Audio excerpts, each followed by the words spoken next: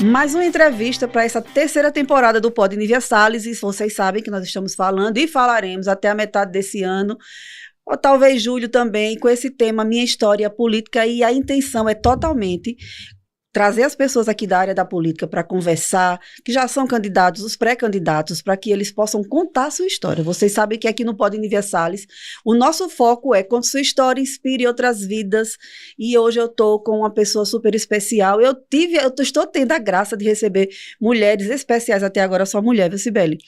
Aqui no programa, coisa boa, né? E que elas possam contar as suas histórias. E estou trazendo hoje uma mãe, recém-mãe, essa jovem demais, né? Cibele Moura é muito jovem, candidata, já pré-candidata e já deputada estadual aqui. E a Cibele vai falar um pouquinho sobre essa história, vai compartilhar um pouco sobre Cibele pessoa, Cibele família, Cibele mãe, Cibele filha, né? Cibele que precisa acordar todos os dias e resolver tudo que uma dona de casa, tudo que uma mulher normal precisa fazer, mas também está na política, trabalhando e vivendo os embates e todas as dificuldades que acontecem no dia a dia. Essa é a história, essa é a ideia, Cibele, trazer Cibele Moura aqui para o Pod Nívia Salles, contando a sua história e dizendo e compartilhando como é que você entrou na política e, estando na política, qual é a sua visão, quais são os seus projetos, quem é essa pessoa, quem é essa mulher que promete muito, que já promete, porque você é muito jovem, entrou na política com 21 anos de idade, não é isso? Oi, Nívia, é um prazer estar aqui, eu lhe agradeço muito o convite, e quando a gente vê projetos despontando, projetos femininos, que faz questão de trazer a vivência feminina também, dentro de espaços que majoritariamente são masculinos, eu sempre faço questão de dar meu apoio, aqui no caso, aceitando esse convite para estar aqui. Muito obrigado. É uma alegria estar aqui, que a gente possa fazer hoje uma conversa muito propositiva. É isso aí, uma conversa leve, uma conversa de mulher para mulher numa mesa. Eu digo que essa mesa aqui é uma mesa de propósito, Cibele. Nessa mesa aqui eu ganho grandes aprendizados, eu tenho mentorias free, e eu procuro trazer essas mentorias para outras pessoas também. Porque quem assiste um programa do Pod Nívia Salles, ela vai estar ouvindo histórias inspiradoras. E eu tenho certeza que a sua não é diferente disso, né? Eu quero que você fale agora um pouquinho sobre quem é Cibele Moura. Mas do seu ponto de vista, Cibele Moura, desarmada aqui, mulher sentadinha, mãe, agora recém-mãe, né? Maria Paula tá aí, linda. Obrigada. Parabéns. Obrigada. Olha, é uma pergunta, sempre me fazem essa pergunta, para dizer quem é a Cibele, e eu tenho muita dificuldade de dizer quem eu sou também longe da política. Sim. Comecei a política muito nova, fui candidata aos 21 anos, participo ativamente de política desde os 10 anos de idade. Então, e eu fico muito tranquila e muito feliz em poder dizer que é uma coisa só.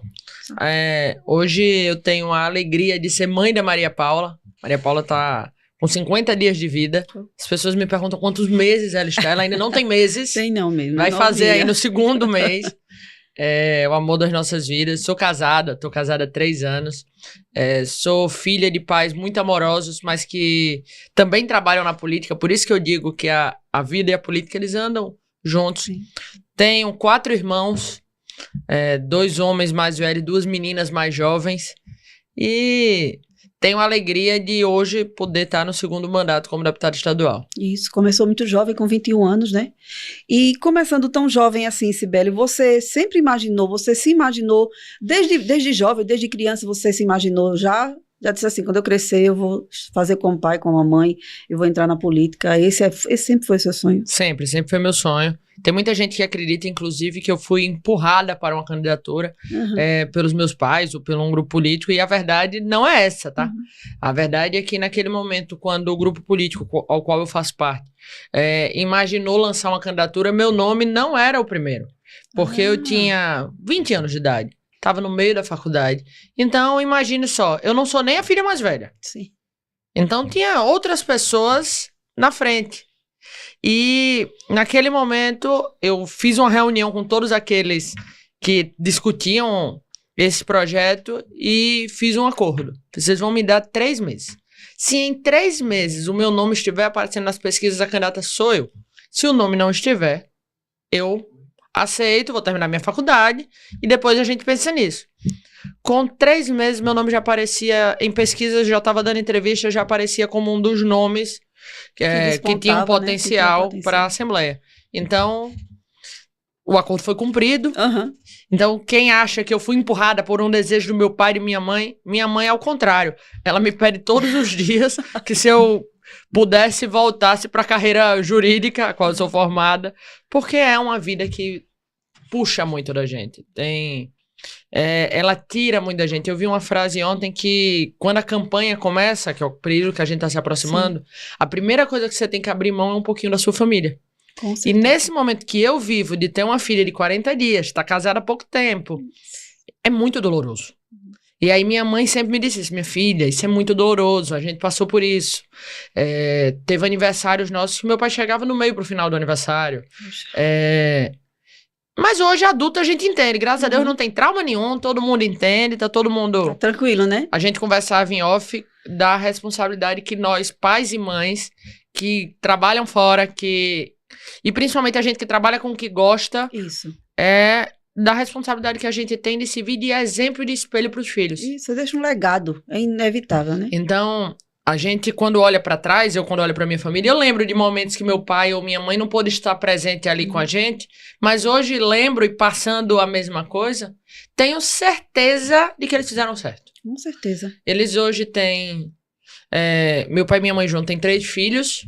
Dos 3, eu sou formada em Direito, estou como deputada. Minha irmã mais nova é formada em Direito, está se formando em Medicina esse ano, aos 26 anos de idade, com as 2 faculdades.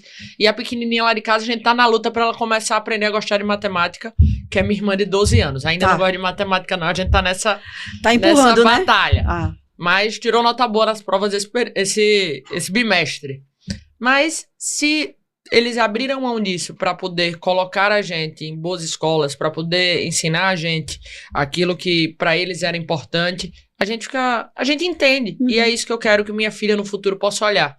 Possa olhar para trás e dizer: não, minha mãe voltou a trabalhar cedo, mas ela voltou a trabalhar cedo para que eu pudesse, no futuro, dizer: essa é a mulher que eu quero ser. Com certeza. Eu tô criando uma menina que eu quero que se torne uma mulher independente, uma mulher que corre atrás dos seus sonhos, uma mulher que não abaixa a cabeça pra ninguém. Isso. Eu brinco com meu marido que todo mundo imagina sua filha fazendo balé logo cedo. A lá de casa vai fazer karatê. Muito bem. Assim que começar a fazer karatê, judô, pode até fazer o balé, nada contra o balé, nada pode contra. Fazer. Mas vai fazer karatê pra aprender desde novinha de que ela é a dona do destino dela, de que ela tem que lutar pelo que ela acredita. E é por isso que eu saio de casa todos os dias, pra poder transferir pra ela o que eu aprendi com minha mãe. Isso. E porque a gente sabe que não é fácil. Você é muito jovem, mas você entrou na política, então você sabe que não é fácil para conquistar, para ganhar o seu lugar, para sua voz ser ouvida, e você tem muitos projetos aí que já deram muito andamento. Então, assim, é Cibele Moura na política fazendo história. São muitos projetos, graças a Deus, e há muito trabalho. A gente tem uma equipe muito grande, e a qual eu agradeço a minha equipe, uma equipe majoritariamente feminina e de mulheres jovens. Minha advogada tem... Bianca, acredito que tem 25 a 26 anos. Minha chefe de gabinete, ela não deixou dizer a idade dela não, mas tem 31. Tá. Mas eu vou dizer... É um segredo. Eu acho que é 33, mas eu tô dizendo 31 já então porque ela é amiga, né? Isso aí já é uma pessoa que você conhece, tudo certo. Vamos. Lisiane Cavalcante, vereadora da Barra de Santo Antônio. Olha, Lisiane, 33 anos, menina nova, vereadora da Barra de Santo Antônio. Mas ela aumenta a idade desde os 20, porque ela disse que ela, jogando pra baixo, quando ela chegar nos 50, ela tá dizendo que é 40 e ninguém sabe ainda que tá todo mundo perdido. É verdade, é isso aí, ó, Lisiane, tudo certo. Aqui a gente tá numa mesa, segredo. Tá? Nem se preocupe. Ninguém tá ouvindo. Depois eu vejo se eu edito ou não na entrevista. Vai junto, viu?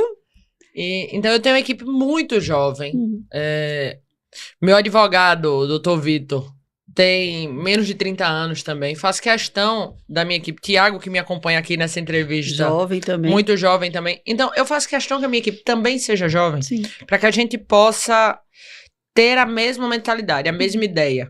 Claro, tem gente mais velha na equipe, mas eu fiz questão de ter muitos jovens ao meu redor, porque quando a gente pensa em quais são os projetos de lei que eu me propus a criar, quais são as ideias que eu me propus a ter sendo deputada, naquele momento aos 21, hoje aos 28, eu preciso ter a minha geração ao meu lado. Isso. Eu brinco que eu ainda sou da Gen Z.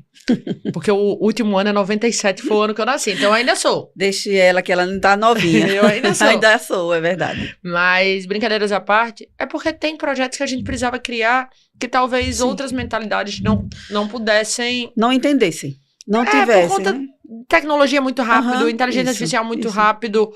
E a geração que já vem depois da minha, eu já tenho dificuldade de entender. Sim, é verdade. Então, a gente precisa oxigenar sempre a política, sempre ter gente de diferentes gerações. É tão importante quanto ter eu com 28 anos, é importante ter gente lá com 50, com 60, e Sim. quem sabe nessa eleição chega outra pessoa com 20, 10 anos mais novo que eu já. Isso. Gerações diferentes, experiências diferentes, dores diferentes. Pra gente poder debater. Para poder debater o todo, exatamente, é verdade. Eu sou a pessoa que invejo a juventude hoje por conta das tantas possibilidades que há, né? E tem um pouquinho de frustração, porque quando eu tinha essa idade, entre 20 e 20 e poucos anos, apesar de ter sido uma pessoa que correu muito, que esteve sempre ativa, mas as possibilidades há 30, 40 anos atrás não são iguais às de hoje, né? Então, assim, a galera hoje que é jovem, que está nessa casa aí entre os 20 e poucos anos até 30 anos, vocês estão de parabéns.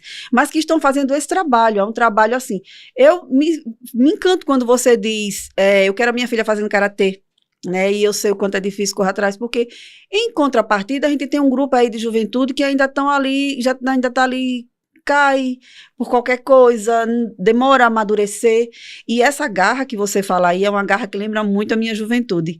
A turma da minha juventude era a turma mais, que tinha mais vontade de crescer, e a gente fez o que pôde para chegar até aqui hoje, né? Hoje, do alto dos meus 47 anos, eu às vezes me olho no espelho, claro que não olhando as marcas, mas dizendo assim, ainda me sinto com 20 e poucos anos. Marca Botox resolve. Botox resolve. Quem tem trauma de agulha, que só tomava remédio com... Não tinha remédio, ia atrás de um enfermeiro na cidade, abria aqui entre aspas, chegava lá, se era gripe, ele dava uma injeção. Se era dor de cabeça, ele dava uma injeção. Então, cara, hoje eu tenho medo de injeção, né? Mas tudo certo. Mas ninguém gosta de injeção, não. Ninguém gosta de injeção. Olhe, eu vejo você nas redes sociais e vejo que você está sempre envolvida com pessoas. Então, esse relacionamento, a política é representar pessoas. Você concorda com essa afirmativa? Exatamente. O grande papel de um deputado não é aprovar leis, não é propor leis. O grande papel de um deputado é ser voz ativa da sociedade na Assembleia. É tentar, pelo menos, transferir o sentimento da sociedade para uma legislação. Então, quando a gente vai votar alguma coisa, a gente tem que tentar, pelo menos, lembrar o que é que as pessoas que votam em mim esperam que eu faça. Sim, com e certeza. aí, a gente tem um grande aliado disso hoje em dia, que é a rede social. Sim. Antigamente, há alguns mandatos atrás, há 20 anos atrás, ninguém sabia o que o deputado estava votando. No máximo, você assistia o Jornal das 6, o Jornal Nacional. O horário político, né? Dizia ali mais ou menos. Mas quem era mais discreto conseguia votar sem ninguém prestar atenção e seguir aquilo ali, sem o eleitor saber de fato o que ele defendia. Hoje não tem desculpa. Hoje isso aqui é muito rápido. Isso. Hoje você tem Instagram, TikTok, Facebook. A rede social é infinita, né? O mundo todo tá Eu tenho 6 perfis. Tá todo mundo em todas as redes, 24 horas por dia ligado. É verdade. Ao mesmo tempo que você tem TV Assembleia. Isso. Você tem também locais hoje um pouco mais tradicionais, que é o caso da televisão, mas que você consegue acessar. Não, o acesso é muito rápido. Então, o político, ele só consegue se esconder da sua opinião se a população permitir. Sim. Se a população permitir. Eu ando por Alagoas toda, converso com as pessoas e, às vezes, já escutei algumas pessoas me dizendo, deputada, mas eu não concordo com aquilo que você disse, eu não concordo com tal lei. Beleza. Você não concorda porque você sabe a minha opinião. Sim. Ah, mas você... Eu fiz, bicho, são 27 deputados. Sim. Eu tenho a minha opinião muito claramente do que eu defendo. Eu defendo, não tenho medo de dizer minha opinião, por mais polêmica que seja. Você tem mais 26 que você não faz a mínima ideia do que ele defende. Isso. Ou faz? Será que faz? Então, hoje, o eleitor, ele tem como saber, ele tem como procurar saber o que é que os deputados defendem. Então, se a gente falar, vou dar um exemplo aqui, num tema um pouco mais polêmico. Maioridade penal. Tá. Eu sou a favor de diminuir. E o resto da classe política? É um tema extremamente polêmico. Eu sei que tem gente que concorda, tem gente que discorda. Isso, é verdade. E é justo. O debate precisa de discussões. Todas as visões diferentes. Polêmica é polêmica porque tem gente que discorda. É isso aí. E se a gente conseguir fazer essas discordâncias com argumentos, com dados, olha, eu concordo por isso, eu discordo daquilo, vamos fazer assim, ninguém precisa virar inimigo. Não. O mais perigoso é quando a gente não sabe a opinião das pessoas. Quando a gente tá numa mesa com os nossos amigos e tá todo mundo dando uma opinião e tem o caladinho é o que faz medo. É o que pode levar a fofoca pro outro lado. É isso aí. Ouvir, fazer a interpretação dele, daí é o problema que sai, né? Então, quando a gente encontra gente com opinião, é o correto. E aí, cabe ao eleitor identificar se ele tá correndo atrás de um representante que posta videozinho legal, mas que no final das contas não tem opinião de nada, ou se ele tá buscando opiniões que sejam parecidas com as dele. Contar uma história. Contar uma história, exatamente. Deixar um legado. Você falou aí que, muito jovem, você fez aqui essa reunião com a família e disse, meu nome sai nessa lista, sou eu a candidata, né? E entrou realmente com muito pouco tempo na política, muito jovem, 21 anos, não é isso? E aí, Cibele, quais foram os maiores desafios que você encontra lá? Porque uma vez eleita, você já está lá, então você está no meio de pessoas que estão muitas vezes já há muito tempo, né, nessa carreira da política. Quais foram os maiores desafios enquanto mulher, enquanto jovem, né? Olha, no primeiro momento, quando eu cheguei lá, o primeiro momento foi mostrar que eu vim. Conquistar o respeito de quem estava lá. Eu entrei aos 21, tinha gente lá com 20 anos de parlamento. Exato. O ano que eu nasci, tinha gente que já era deputado. Então, o primeiro desafio, como qualquer mulher que entra em qualquer espaço majoritariamente masculino, é mostrar a que a gente veio. Sim. Então, comprei algumas brigas, arrumei algumas desavenças pelo meio do caminho, que isso é completamente comum na política. Isso, natural. E consegui provar que eu vim. Eu, quando fiz 21 anos e virei deputada, eu dizia muito, sou a deputada mais jovem do Brasil, e é um título que eu me orgulho muito. E é o recorde que ainda é meu aqui em Alagoas, que é a deputada mais jovem da história de Alagoas. E é um negócio que me orgulha. Mas eu reuni minha equipe e fiz, olha, muito legal, esse título me orgulha. A gente pode falar o quanto quiser, mas eu não quero terminar esse mandato dizendo que minha única contribuição para Alagoas foi minha idade. Isso não é justo com quem votou em mim. Eu tive naquela eleição 38 mil votos. Não é só justo. Isso, né? Então, terminei o mandato como a deputada que mais tinha apresentado leis, requerimentos e indicações da história de Alagoas. Então, entrei a deputada mais jovem da história, saí a deputada com mais proposições da história. E essa contribuição, é isso que eu dizia. Se 38 mil pessoas saíram de casa num domingo de manhã para votar numa menina de 21 anos que dizia que estava na hora de renovar Alagoas, é porque a gente precisa corresponder. Isso aí. Não dá para fazer 2 leizinhas por ano e achar que tá tranquilo. É uma grande responsabilidade. Então a gente apresentou muita coisa, lutamos por muita coisa. Entrei em brigas de leis que não eram minhas, mas que na hora que uma lei chega para ser votada, ela se torna do povo alagoano. Sim, com então, certeza. Briguei por muitas leis que acreditavam, fiz relatoria de várias outras leis, e fico muito feliz de ter conseguido entregar este trabalho para Alagoas. Sim. Em todos esses mandatos, há um momento que você diz assim, Nívia, esse momento foi marcante para mim. Isso foi algo que marcou significativamente, que eu vou levar para minha história toda. Tem alguns. Eu vou lhe dizer um. E esse foi muito forte. Eu não estava na Assembleia, eu estava de folga. Estava em Paripoeira, na praia com a minha irmã, que devia ter, Manuzinha, na época, devia ter seus 7 para 8 anos. Levei ela à praia. E aí passou uma moça que faz aqueles tererê. Sim. Aí essa moça vem, faz, deputada, tudo bom? Avisou, tudo bom. Quer um tererê? Aí Manuzinha olhou pra mim e fez, eu quero. Aí eu, faça nela. Enquanto ela fazia lá o negócio no cabelo, eu fiquei conversando com essa moça. Fiz, e aí, trabalha aqui há muito tempo. Ela começou a me contar a história dela. Ela fez, deputada, eu queria conversar contigo. Não tive a oportunidade de lhe encontrar, mas que bom que eu lhe encontrei aqui. E queria lhe agradecer. Eu nunca tinha visto a moça. Eu fiz, me agradecer, o que é que eu fiz? Ela fez, tá ali minha filha. E tava a filha dela também na praia, ajudando a mãe, se era um domingo. Tá ali. E a gente vive exclusivamente dessa renda aqui na praia que a gente faz aos finais de semana e do auxílio que o governo dá. A gente vive disso, o pai dela não mora com a gente, enfim, aí me contou, eu tenho tantos filhos. Mas essa minha filha é a única mulher que eu tenho. E a gente tava com E eu, quando ia pro colégio, há 20 anos atrás, eu não tinha direito a absolvente. Porque a gente não tinha dinheiro e não existiam esses auxílios. E eu colocava pano, colocava pão, passava isso. E eu tava começando a me desesperar, porque minha filha tá em idade pra menstruar. E eu também não tenho dinheiro pra comprar, porque se eu comprar absorvente, eu deixo de comprar comida. E foi quando aprovou a lei, ela começou a receber o absorvente na escola. Então minha filha não vai passar o que eu passei, porque você conseguiu isso pra gente.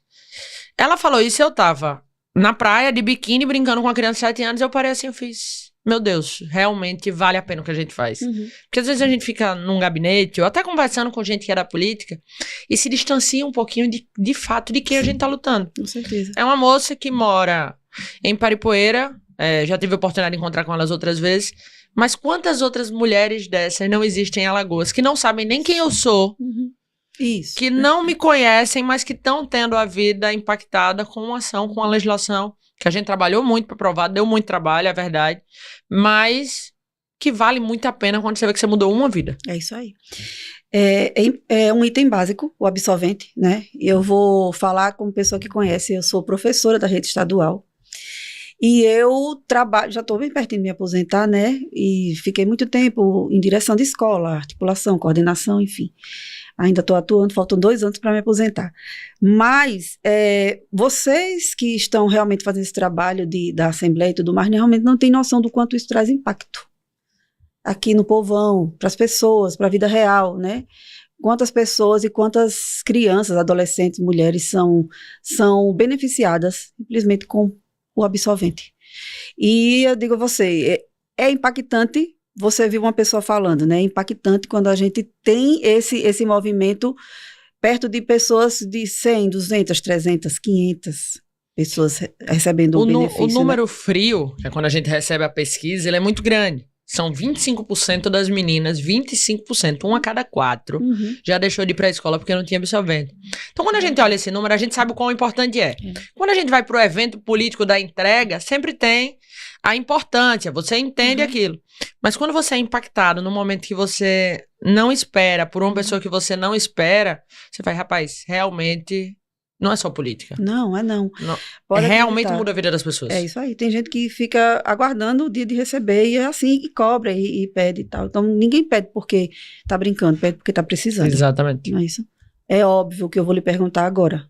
Mas eu vou fazer essa pergunta agora que a gente está no meio da entrevista, porque eu sei que vai vir uma resposta forte também, já conhecendo um pouco de Cibele Moura, pela primeira vez nos encontrando pessoalmente. Por que Cibele Moura entrou na política? Porque tem muita coisa para ser feita em Alagoas e eu não me conformo quando vejo uma criança fora da escola, quando vejo uma menina que não recebe absolvente, quando vejo um autista entrando em crise porque soltaram um rojão do lado dele só porque era São João.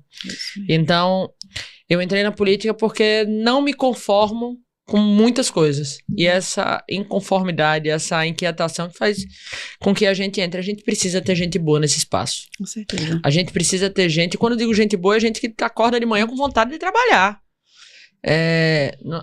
Porque fulano é tão bonzinho, é tão simpático, ótimo. Mas fulano trabalha. A gente precisa colocar essas pessoas, e aí por isso que eu quis entrar na política, porque... Não, e por isso que continuo na política. Sim. Porque vejo a importância de ter gente que trabalha e que tem equipe que trabalha. Eu não trabalho só, trabalho com gente de todos os municípios de Alagoas, com uma equipe muito competente. Tenho representantes nos 4 cantos de Alagoas que pensam igual a mim, que pensam com vontade de transformar esse estado. Isso. Bom, boa resposta. Existe algo que, de fato, nível, esse é o mais difícil de estar, quando entrou na política e estando na política, qual é o maior desafio? O maior desafio é conseguir efetivar a legislação na prática. Às vezes a gente aprova uma lei e tem muita dificuldade de colocar ela para funcionar. Virou lei e a partir de agora começa a grande briga. Aprovar a lei é difícil, a gente demora 2, 3 anos e depois que aprova, a briga aumenta, mas eu tenho a felicidade de ter algumas leis que estão em prática, como é o caso do Absolvendo nas Escolas. Pouca gente sabe, Nívia, mas durante a pandemia, quando o Estado entregava aquele auxílio merenda para as famílias, foi uma lei minha. A gente tinha colocado uma lei na Assembleia, por coincidência, 6 meses antes, antes da pandemia começar, autorizando o governo do Estado a entregar a merenda caso acontecesse alguma coisa que as escolas tivessem que fechar, o Estado continuasse passando a merenda. Isso poderia ser no período de férias, isso poderia ser por algum momento que a escola estaria fechada por situação A, B ou C. Sim. E aí veio a pandemia, ninguém imaginava aquilo. E aí, na pandemia, essa lei foi utilizada para poder entregar aquele recurso, às vezes até a merenda. Então, a gente conseguiu efetivar algumas leis e tem outras que é muito difícil. Eu vou dar o exemplo aqui do Código de Defesa do Autista Alagoano. É uma legislação grande, robusta, a maior legislação, não tenho medo de dizer, do Brasil em vigor neste momento, a legislação de Alagoas. É a maior lei para as pessoas com TEA do Brasil. E agora começou a minha luta. Sim. Não é só aprovar a lei. Minha luta começa agora para fazer ela funcionar. Eu só vou descansar quando eu conseguir que todas as crianças com TEA tenham diagnóstico, e depois do diagnóstico tenham acompanhamento, tenham tratamento, possam ter TO, possam ter fono, possam ter psiquiatra, possam ter psicólogo. E aí você me diz, é fácil? Não. Não. Mas eu só descanso quando a gente conseguir isso. Então, a grande dificuldade da política não é aprovar a lei, é fazer ela ser cumprida. Muito bem. Falando sobre o autismo, e aí também é inevitável, recentemente, eu acredito que há uns 2 meses atrás, eu abri um canal aqui no YouTube para Carlos Macedo, até vou citar o nome do Carlos aqui, porque é uma história que emocionou muito aqui, até nós que estávamos gravando, e o Carlos Macedo, ele descobriu o autismo com 50 anos de idade. Ele tem filhos e netos que são diagnosticados com autismo, e ele tá uma luta, tem um abaixo-assinado, não sei se você já foi ciente disso, é ciente disso, de um prédio que fica vizinho ao FAO, e onde ele quer criar lá o espaço, a casa do autista. E ele faz abaixo-assinado, ele busca apoio político, enfim. Mas se você assistir essa entrevista ou um trechinho, Carlos Macedo, você vai entender. Cara, ele conta de quando ele era jovem, o pai dele tinha autismo, e o pai dele não era diagnosticado assim. Então, o pai dele era internado em hospício, né, em casas de saúde, né, mental, e naquela época o tratamento era choque elétrico, e ele sofreu muito, ele que viveu muita discriminação, e quando ele se descobriu por conta do comportamento dele, por conta de tudo, que ele era autista aos 50 anos de idade, ele foi trabalhar. Então, assim, ele é aposentado, concluiu a carreira dele com muita dificuldade, mas ele hoje faz Uber. E todas as vezes que ele recebe no carro dele alguma criança que é autista, que está indo fazer tratamento, ele não cobra. Então, ali é free por conta da empatia, desse sentimento. Todo mundo se ajudando. Todo mundo se ajudando. Então, vale depois você conhecer Carlos vou assistir. Macedo. Futuro para a política. Como é que Cibele Moura enxerga o futuro da política, não só no Estado, mas no Brasil? Olha, eu costumo dizer que eu faço política com muito otimismo. Ao contrário de muita gente, eu tento tudo que eu faço na minha vida olhar sempre buscando o lado bom. O lado bom. Então, a gente vive um momento que é muito conturbado, que as pessoas estão brigando muito. Então, eu imagino que essa onda da briga esteja começando a diminuir, que as pessoas possam começar a discordar em paz. Eu não sei em quem tu vota, você não sabe em quem eu voto, mas que a gente possa sentar numa mesa, discordar e continuar tomando uma taça de vinho, continuar tomando a Coca-Cola, continuar tranquilo. Eu tenho começado a sentir que essa onda da briga pela briga está começando a baixar, e talvez não seja unanimidade nisso, talvez isso demore muito tempo, mas eu trabalho pelo menos para tentar fazer com que a gente possa discordar em paz. Na verdade, é o direito mesmo. Se a gente diz que é democracia, se a gente fala que o direito do voto, ele é secreto, mas que principalmente ele é necessário e que quem escolhe somos nós, então que seja assim, que as pessoas entendam. Que a gente possa discordar sem perder a amizade. Exatamente. Você falou de uma taça de vinho e de uma Coca-Cola, e eu lembrei que você de vez em quando visita restaurantes, E tem um quadro também nas redes sociais, Me Chama, né? Que Eu Vou. Me Chama Que Eu Vou. E aí, já tem comido muito bem aí no Me Chama Que Eu Vou? De vez em quando eu vejo. Já comi bem. Tô voltando ele essa semana. Meu médico me liberou a voltar a rodar, a comer de tudo. Eu tava segurando um pouquinho ainda por causa de Maria Paula, mas ele me liberou esses dias. Então, vou voltar a gravar o Me Chama Que Eu Vou. É muito legal, assim. Isso. Eu tenho a oportunidade de conhecer diversos restaurantes, mas tenho a felicidade maior de conhecer diversas histórias. Isso. Já fui a restaurantes onde a dona daquele estabelecimento me contou toda a vida dela de luta sobre violência contra a mulher, sobre violência doméstica, o que ela já passou e por que ela abriu o restaurante, quão o restaurante era importante. Já fui a restaurantes que... Aquele restaurante começou com um casal e que hoje criaram seus netos dentro do balcão do restaurante. Né? Então, a ideia de criar o Me Chama Que Eu Vou, muito mais do que comer boas comidas, isso é muito legal, mas muito mais do que isso é conseguir estar perto das pessoas, é ouvir as histórias reais, é onde a vida está acontecendo em Alagoas. Então, já foram 30 restaurantes, a gente tem uma lista aí de espera de mais 30, pelo menos, e eu vou continuar gravando isso enquanto as pessoas quiserem, porque para mim é muito interessante, me coloca do lado das pessoas para conseguir entender essas com mais leveza. Sem contar que você está na política e você é muito bem engajado nas redes sociais, e isso inevitavelmente traz um benefício para o restaurante, para a pessoa que está lá te recebendo, né? Com certeza, a ideia também no Me Chama Que Eu Vou é a gente conseguir contribuir com o empreendedorismo local. A gente sabe que divulgações online são muito caras por muitas vezes. Muito caras. Vários desses empreendimentos são trailers, são restaurantes pequenos, são pessoas que estão começando, que a vida delas, financeira inclusive, está ali, intrínseca naquele estabelecimento. E uma divulgação que possa levar clientes para lá, mostrar a Alagoas que aquele estabelecimento existe, que aquela comida super diferente existe, é uma contribuição que eu posso fazer e eu faço com o maior prazer do mundo. É isso aí. Tô gostando de conversar com você, mas trabalhamos com tempo aqui, né, no estúdio. Também sei que você tem uma agenda cheia para hoje, né, ainda tem agenda cheia para hoje. Mas Cibele Moura pretende deixar um legado. Que legado seria esse? Não só para Maria Paula, mas assim, eu acredito que para outras mulheres. Eu tenho recebido aqui mulheres que têm um produto que é a consultoria para mulheres que querem entrar na política. Que mensagem você já deixa primeiro? Primeiro, 2 perguntas, né? Acabou uma puxando a outra. Que mensagem você deixa para a mulher que quer entrar na política, mas não se enxerga capaz? Olha, a mensagem que eu deixo é que entre, comece. E se ninguém abrir a porta, chute a porta. Boa. Entre, faça o que está ao seu alcance. Se você acredita que não está na hora de ser candidata a deputada estadual, seja candidata a vereadora. Se não está na hora de ser vereadora, seja de conselheira. Se não está de conselheira, líder do bairro. Se não é de líder do bairro, vá tentar ser líder da sua rua. Sim. Mas entre, comece. Porque a gente precisa de gente que acredita nas pessoas. A gente precisa de mulher que entende as dores das mulheres. Sim. Se cada um ajudar o pouquinho que seja, da forma que puder, se todo mundo estiver dentro disso, a gente consegue. Se não tem uma associação que lhe contemple, crie associação. Sim.